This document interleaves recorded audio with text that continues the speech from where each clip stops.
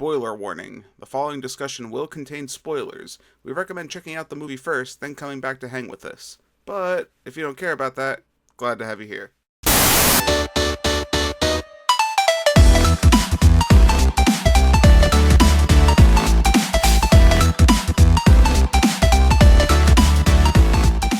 All right, everybody, welcome back to another episode of The Real Review. My name's Kevin. And I'm John. And we are your Real Movie Guys. It's February, so that means all this month we will be celebrating the real season of love.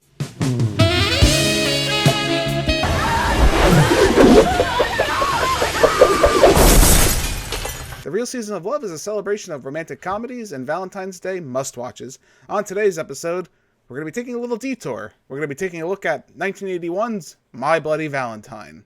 A decades-old folktale surrounds a deranged murderer killing those who celebrate Valentine's Day, out to be true to legend when a group defies the killer's order and people starts turning up dead. We're back to horror. It's been a while, right? Oh, yeah. It's nice to be back to horror. I know, I missed it. I feel like, we're getting back to familiar ground. Nice to get away from this lovey-dovey and get back to the killing. Ironically, though, My Bloody Valentine isn't shy on the love, I don't think, at all. This is probably one of my favorite Valentine's Day movies, if not one of my favorite horror movies in general. I love My Bloody Valentine. Before we even really jump into this movie, I feel like this movie's severely underrated. And a lot of that, in my opinion, has to do with the whole MPAA debacle that happened with this film. It was 1981, so it was right after John Lennon was murdered. There was a lot of, issues in Hollywood, right, where they were censoring things, and there was this big stand against violence. So what the MPAA did when this movie came out is they said, this movie's too violent, we can't have all this. They actually went in and censored a ton of this movie. About 9 minutes worth of footage was actually cut out of this film. And it shows. You could see almost the parts that they cut out because it looked worse. Yeah, and everything.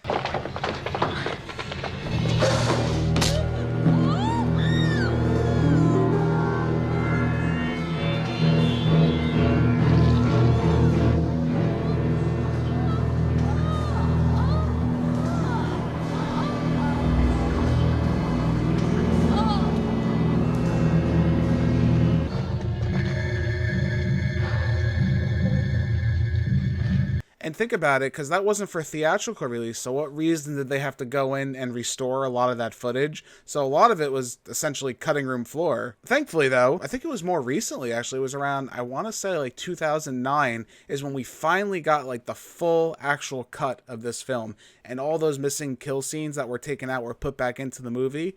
When you take all that footage and you put it back into this film, it makes a load of difference. Your spot. Who is that?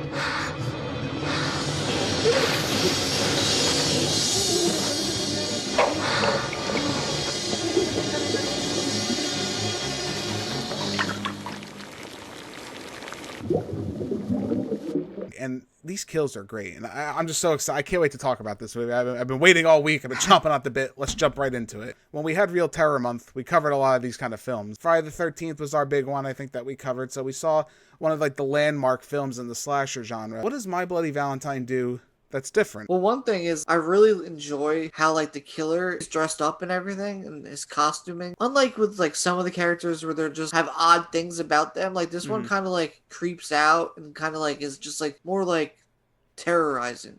The minor aesthetic. For the life of me, I can never understand why this character didn't take off more than he could have. I really like that aesthetic. I like the way he looks. Like you said, it's creepy. I like how they use his headlight on his mask a lot of the times in a lot of the shots where it's blinding you and you can't see what's coming at you.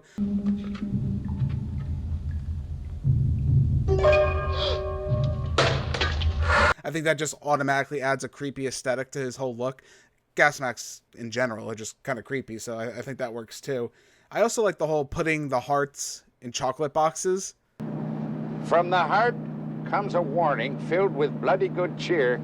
Remember what happened as the 14th draws near. It can be happening again. Something about that, I don't know what it is. Your heart belongs to me, and I'm taking it, and I'm giving it back to you. I like that. I like this whole character. I really do. The clever rhyme notes that he leaves. He's just in my opinion, I think he's a really memorable character, and I don't understand why he doesn't get as much love as he should. At the time, that was very original, too. Putting their people's hearts in in the heart candy boxes and all that. You didn't stop the party. Stop the party. What damn party?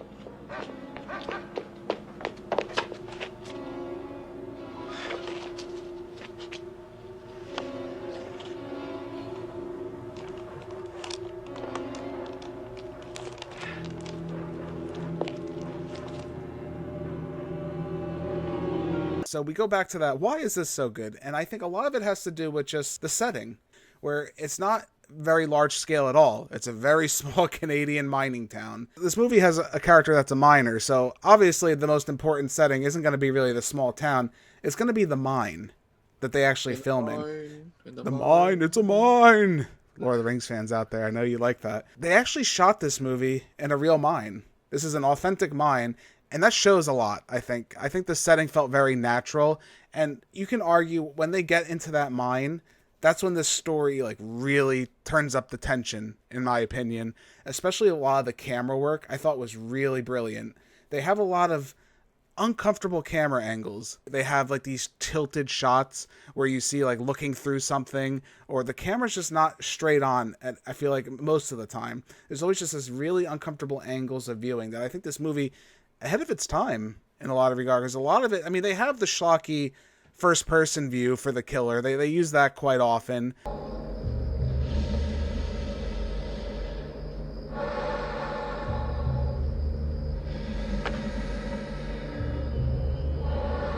But these angles, I think, just really add a sense of dread and just uncomforting. And they really capture, using this mine aesthetic, they really capture that sense of claustrophobia. Everything feels very tight, very close. And brilliantly, they're able to use that miner character to make him even more terrifying. Because he's not that big of a guy. He's probably, what, 6'1"? Maybe on his good day. On his good day, he's not really that big, but his look is intimidating. And there's scenes where he's walking down the tunnel and he's smashing the lights with the pickaxe. You can't tell me that's not terrifying. There's something really uncomfortable about that. What's that?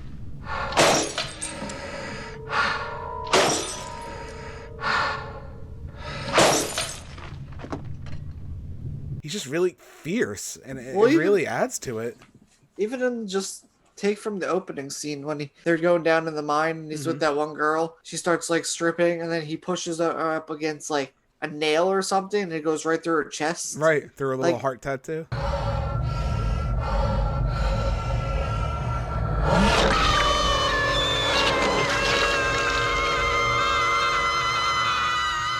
Yeah, but you could just see like the way he looks then. You could see how like mysterious he looks. I think that works to the betterment of the film, where we don't have that many characters. You have a lot of side characters, but really just the three are the most important. You have Axel, TJ, and Sarah. You have this love triangle between the three of them that really sells this movie. And I think another change that we saw in a lot of older horror movies, or a lot of it's a cliche where a lot of them are young kids, right? They're teenagers. They're in high school. This movie kind of changed that a little bit. I don't know if you noticed that, where they're not in high school anymore. They're young adults. And I think they're working class, right? They're kids, but they're not children. If that makes any sense. They're just young adults. It's your own fault. You know that, don't you, TJ? Never said it wasn't. Then why can't you just accept things the way they are? Maybe because I don't like the way things are. Excuse me. And I think that change was good, in my opinion. It's different. It's more of an adult-centered story. Clearly, they're not adults, but they're not children, like teenagers. Raising up that age a little bit, I think, adds more accessibility to the film. Kind of hinted at before, the love triangle, I think it's just really excellent. I think it actually works in this kind of schlocky horror-type movie, where you have TJ, who's the prodigal son, coming home. He failed at life. He tried to go live out on his own out of the small town. He couldn't do it, so he's back home now. Why didn't you write me, TJ? Why didn't you call? I wanted to believe me, but I couldn't. I mean, I really fell on my ass out there. I made so many mistakes. And then his former girlfriend Sarah is hooking up with Axel. They're together, and TJ's like, no man, she loves me still. Eh? Because they're all Canadian. I couldn't get over that. Look, give me a chance. If you still want me to go away, I will. But I have to tell you that I love you and I want you back.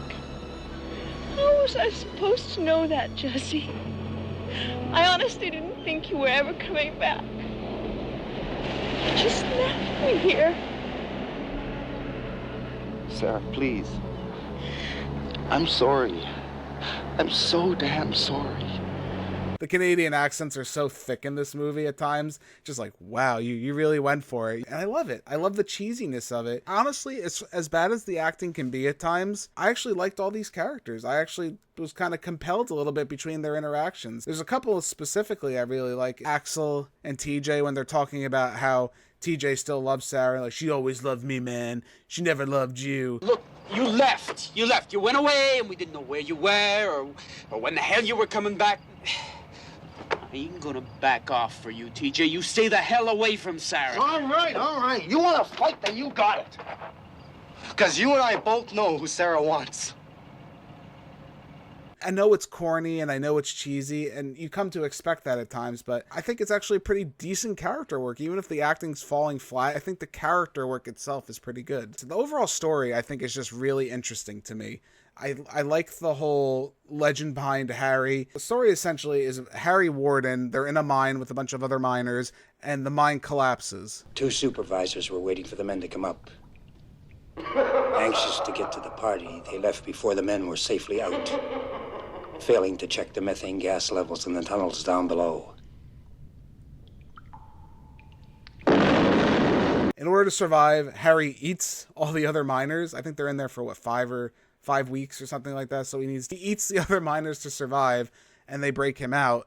And then Harry goes, he kills a bunch of people. He killed the 2 supervisors who had left their posts the year before. Then he cut out their hearts and stuffed them into heart-shaped candy boxes. That night at the dance, he found the boxes, blood dripping out the sides.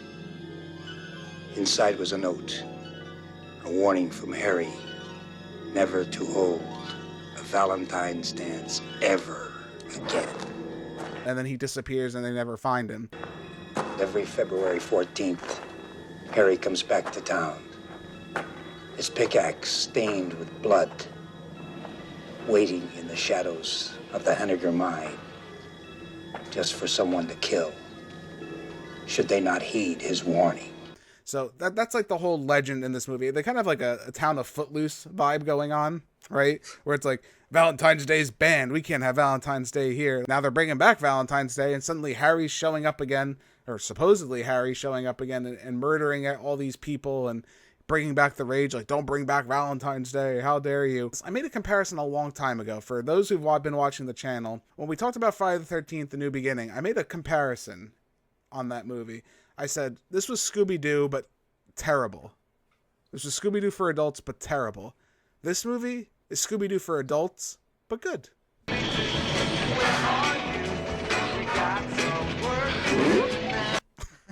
That's how I would compare this, right? We have a character lurking, and we had to figure out who it is. Is it Harry? Is it somebody else? I like the whole mystery feel to this movie. Like, you really don't know what's going on.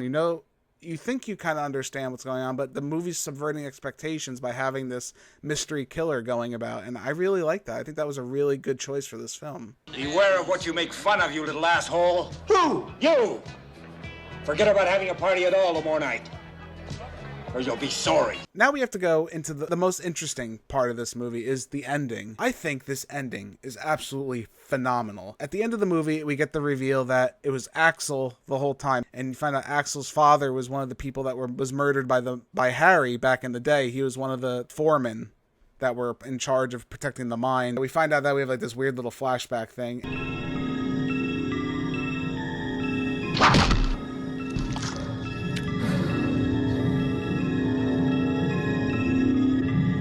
And then the mine collapses on top of Axel. TJ and Sarah get away.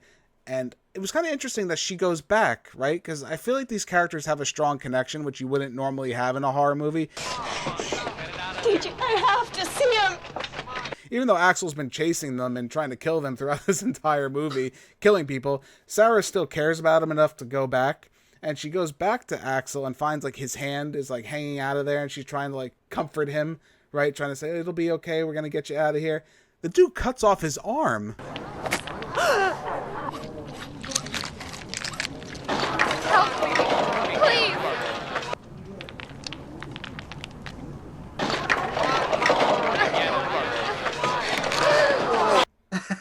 And he just pulls it out. It's grotesque, to say the least. And then you have this chilling laugh. It's the most uncomfortable scene. He's like, as he's going running crazy. away. And he's just slinking off into the darkness of the mine, talking about, we're going to get you, Harry, we're going to get you. We've all did it together. This whole fucking town is going to die. We're coming back, you bastards. Sarah, be my bloody Valentine. Daddy gone away. Harry Warden made you pay.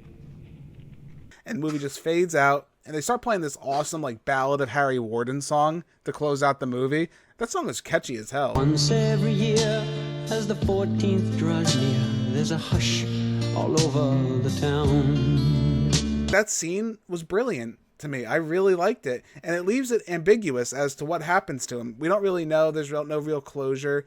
We understand why this all happened, but it leaves a bit of mystery. The movie started with mystery and ended with a perfect amount of mystery for me. It subverted expectations, which we love on this channel. So many times in a movie, their endings are so fall flat on their face. Right. I feel like this one at least did it justice. Especially for a horror movie. You can say it's cliche to where, the killer is still quote unquote alive and gets away. This one's just very ambiguous to me, and I really like that. It's more unsettling. Like, they really went for like a shock value with this ending, and I really, really like that. I think that's brilliant. Oh, yeah, definitely. I do want to talk about just a few negatives that I think just need to be touched on. They're not breakers of this film by any means, but I do think they need to be brought up. Some of the acting is just too stilted. We have to admit, no matter how much we can praise this movie, no matter how much we can love it for its corniness and craziness, the acting's pretty bad at times, like really bad, like off the street people. Do you mind? I have my own mouth, thank you. And why don't you use it? Tell him. Tell me what? She wants to come back with me. Bullshit, man. Why don't you both just back off? We've seen it before. It's no different in this movie. It's just something that needs to be addressed. Is a part of its charm? Yes, but at the same time, I do think it detracts a little bit from some of the more serious scenes. A particular scene is when the girl in the mine, she's like running with the coats falling down on her. She's like,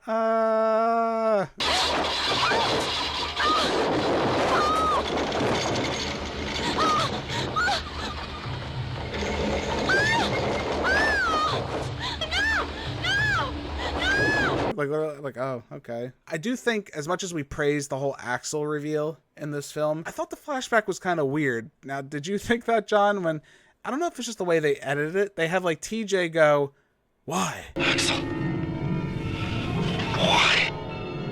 And then they cut to, like, this weird flashback of Axel. It's, like, really quick with, like, the little kid. He's hiding under the bed, and he sees the murder. I don't know if it was the way it was edited. I mean, there's also issues with the editing in that scene, too, where they cut things out. So I don't know if that played a part in it, so they had to make it work. It also ties into, I wish they kind of hinted maybe that Axel was more involved in this. Because I feel like throughout the film, I really didn't get a sense that Axel had anything to do with this murder, being the killer. I really didn't see it coming. Towards the end, it became more obvious when he gets pushed into the water, and TJ's like, "Oh no, Axel fell in the water. Darn, we got to keep going." Can you just leave him here? Move it! It's too late for Axel. Come on. What? Okay. All right, bye, Maybe that Axel. falls into the acting a little bit too. There's no way you just killed a main character off out of nowhere, and that's not going to come into it somehow. The most important part of the film, of any horror movie, the kills. Our favorite part, I think, personally, is the kills. We love seeing people get killed in movies. Know how that sounds? I don't care. That's how it sounds. I want to bring something special back. Again, I talked about Real Terror Month, so for all you fans at home, welcome back to the Real Kill Award.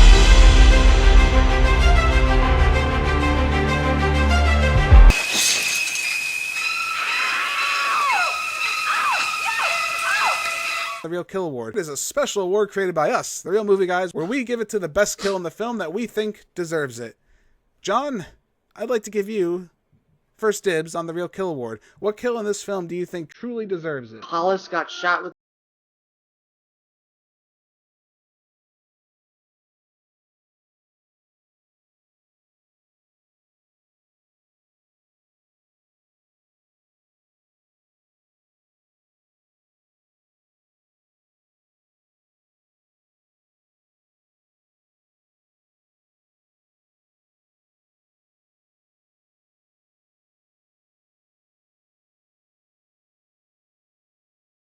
the gun first, puts it to his head and shoots him once. Right. And then Hollis is like, oh. And then all of a sudden he's like... That's a good reaction. Oh. He's like, hold on. I gotta do another one. And puts another nail and shoots him in the head again. Mm-hmm. But then, like, after Hollis gets shot in the head, he, like, scurries away, like, 10 feet or something. Right. To just die next to more characters.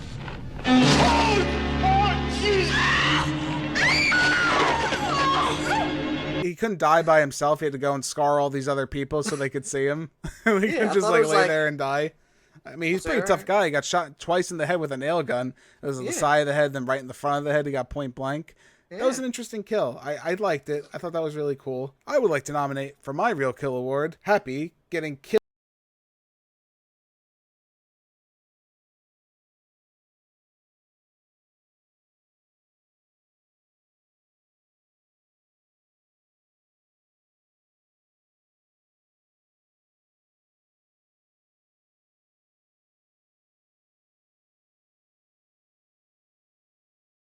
Man, he was an annoying character. He really pisses me off a lot of times. Like, you young kids, how dare you having a good time? Ah. We're gonna have ourselves a party. Don't you go telling nobody. Don't say I didn't warn you. So he's going to try and go play a prank on these kids. He goes to the mine area and he sets up this really stupid trap, I have to say. He has like a miner dummy set up with like a little pickaxe that when you open the door, he kind of swings out and he chops at you. And he keeps like joking with himself, right? He's like so proud of his handiwork. He's like, haha, opens the door, closes it. Just on Harry Warden, will they?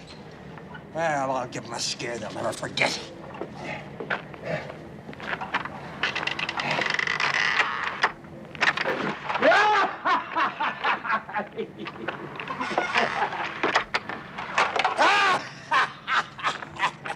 Opens, close. He goes back for one last little like thrill there. He opens the door. It's actually the miner. He comes out. He whips out the pickaxe right through the bottom of his jaw and pokes out his eyeball. I was like, holy crap. That really happened. That was amazing. And it's just to be... The idea of that kill showing up in this movie, I could get maybe that one being censored. That was pretty rough. If I were to give the censors anything, that was a pretty rough kill. But this movie has a lot of that, and that's something I really want to touch on too. Is one of the negatives I didn't really talk about was the editing really hurts this film. No matter what way you go around it, even with the restored footage, it's a shame we'll never see that footage as it was intended to be this whole time. Because we have to admire the makeup and prosthetics used in this movie are really good for the time. And they have a lot of really good kills we didn't even touch on. Mabel getting killed and then put in the dryer. He opens up the dryer and a body falls out. And it's Mabel all like chewed up from the dryer and her corpse is all dried out and shriveled.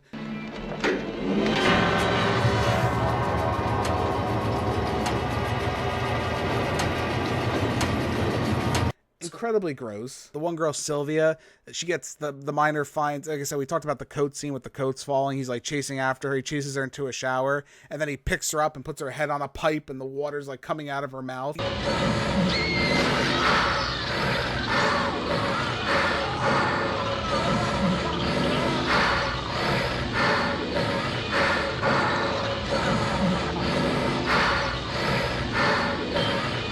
Again, these prosthetics are really good. They look, I mean, you could tell they're prosthetic. Who's going to say they're not? But I think overall, they look really good. And this movie really needs to be commended for that. You can tell when somebody takes time to put into their prosthetics and like when other people kind of just mail it in. Right. Especially nowadays with like CGI and everything. Oh, yeah. But they like took really good time and like worked hard to make these prosthetics like look as real as they could.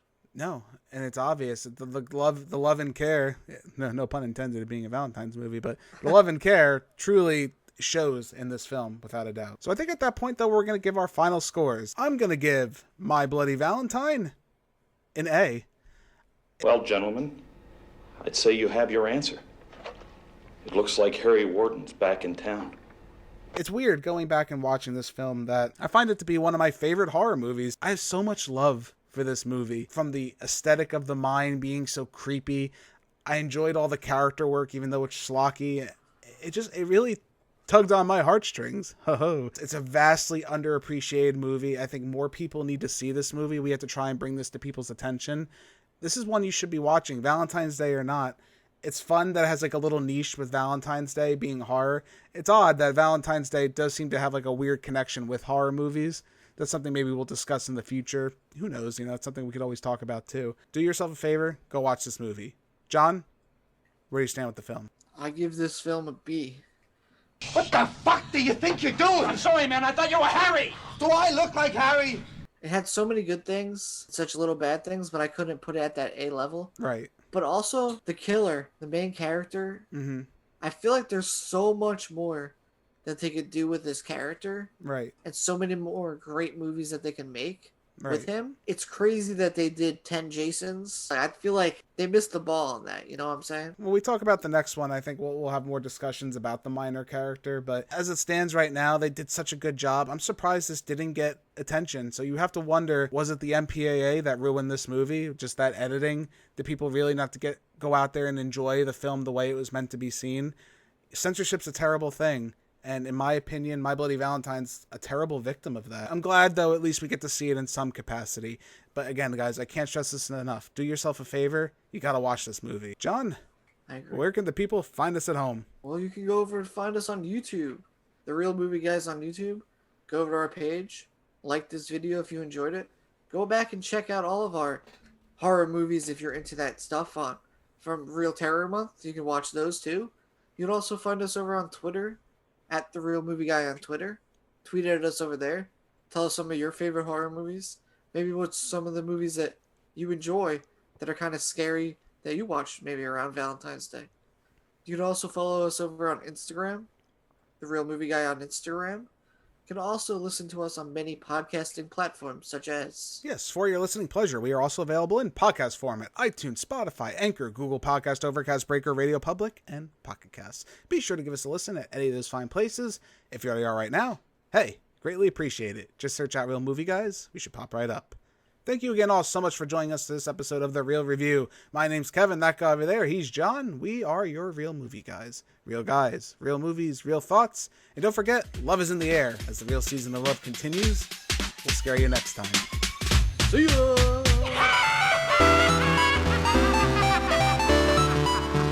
ya!